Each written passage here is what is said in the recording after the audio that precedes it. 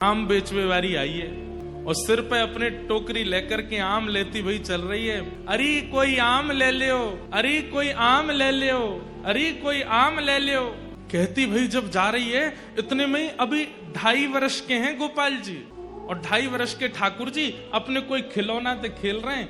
यशोदा मैया दही मथ रही है और जैसे ही ठाकुर जी ने सुनी कोई आम ले लो, कोई आम ले लो, नन्हे से गोपाल जी तुरंत उठ करके गए और छम छम करते मैया के पास जाके बोले मैया मैं आम खाऊंगा, मैं तो आम ही खाऊंगा।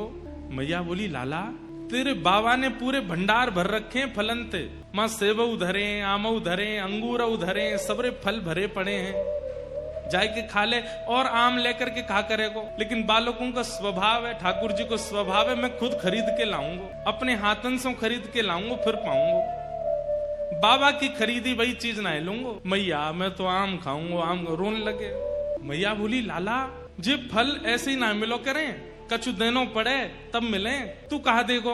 अरे मैया तू कैसी बात करे। बोले क्यों, तेरो लाला इतनो मलूक है, मैं जोरते हंस जाऊं तो सामने वाले मांग वही भूल जाए। मैया मैं तो जाए करके हंस जाऊंगा, 2 दतुइयां दिख जाएंगी, सोई फलवारी कछु ना मांगेगी।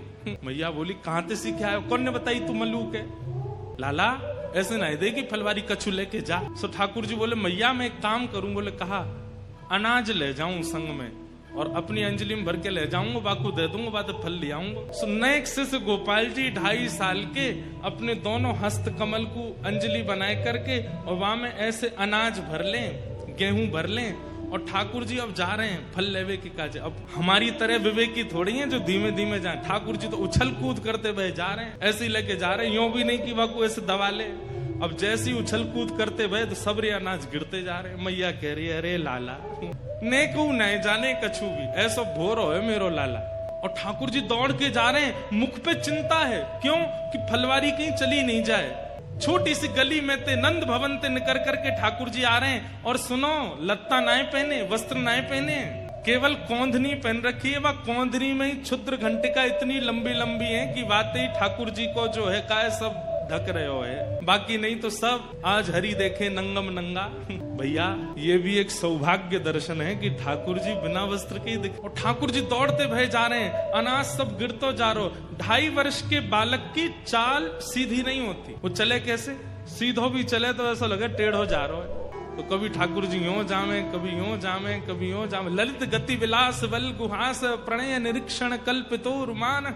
इतने में ही वो फल बेचन वाली अपने सिर पर टोकरी रखे, अरे कोई आम ले लो, कोई आम ले लो, मीठे रसीले आम ले लो कहती। भाई जैसे ही आई और वाकई गलती ते दृष्टि पड़ गई, वह गली में जा गली ते नंद भवन ते ठाकुर जी अनाज लेके दौड़ते हुए आ रहे हैं। और जैसे ही देखी है ठाकुर जी की सूरत, भूल गई सब। ठाकुर जी की रूप कांति कैसी है। श्री कृष्ण करणामृत में श्री विल्लु मंगल जी कहते हैं कि ठाकुर जी का जो तन है वो तन तो ऐसा है जैसे कि मानो गहरा नील सरोवर, एक गहरा नील सरोवर, और उस गहरे नील सरोवर पर ये 2 आंखें ऐसी हैं जैसे मानो 2 कमल खिले हों, सबसे आकर्षक 2 कमल हों। और कभी कभी ठाकुर जी दौड़ भाग करें तो ठाकुर जी के गाल भी गुलाबी गुलाबी है जाएं तो ऐसा लगे 2 कमल ऊपर और 2 कमल नीचे प्रकट है गए। ठाकुर जी की अंग कांति तो श्याम वर्ण की है, परंतु ये हस्त कमल ये भी गुलाबी है, चरण कमल ये भी गुलाबी है, ओष्ठ ये भी गुलाबी है। आहा।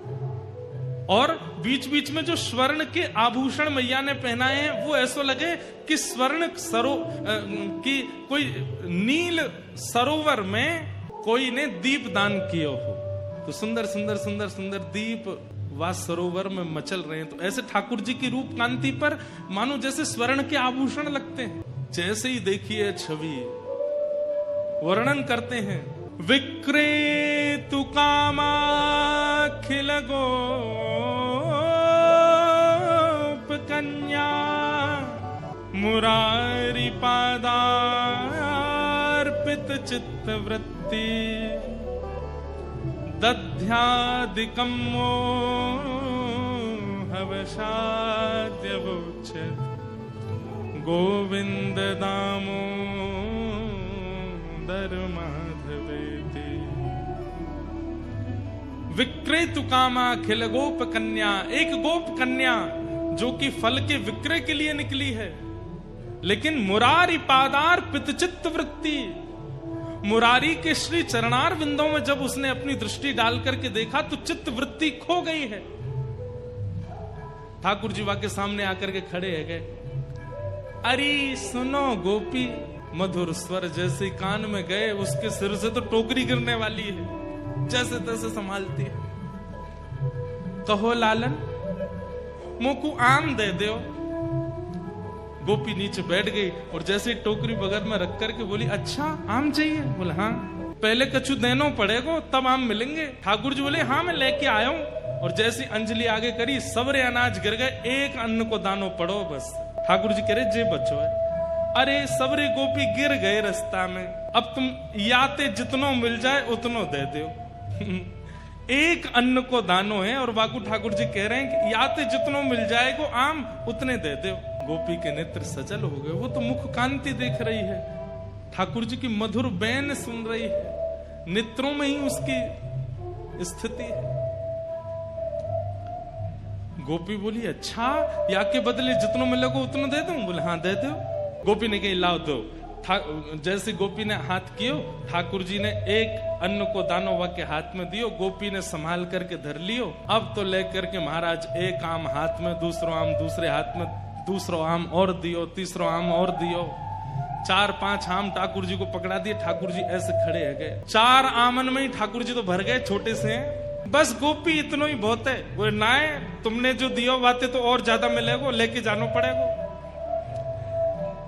ठाकुर जी बोले अब कैसे देगी? तो गोपी अपनी एक चुनरी उतार करके ठाकुर जी की कमर पे बांधे और वह कमर में कस के बांधी वही चुनरी में एक आम यहाँ खोस दियो, एक आगे खोस दियो, पीछे खोस दियो, ऐसे करके चारों तरफ आम खोस दिए कमर पे। आज ठाकुर जी ने आम की कोंदनी पहनी है, आम की कोंदनी पहन रखी। वही चुनरी को नेक छोड़ बचो है तो वही हाथ पे बांध दिए, तो 1-2 आम यहाँ लगा दिए, दूसरी तरफ यहाँ पे 1-2 आम लगा दिए। चुनरी को एक छोड़ और फाड़ करके सिर पे बांधो, 2 आम यहाँ लगा दिए, एक आगे एक पीछे लगाए दियो। ठाकुर जी बोले अब तो मैं गिर जाऊंगा, इतना भारी है गए हो।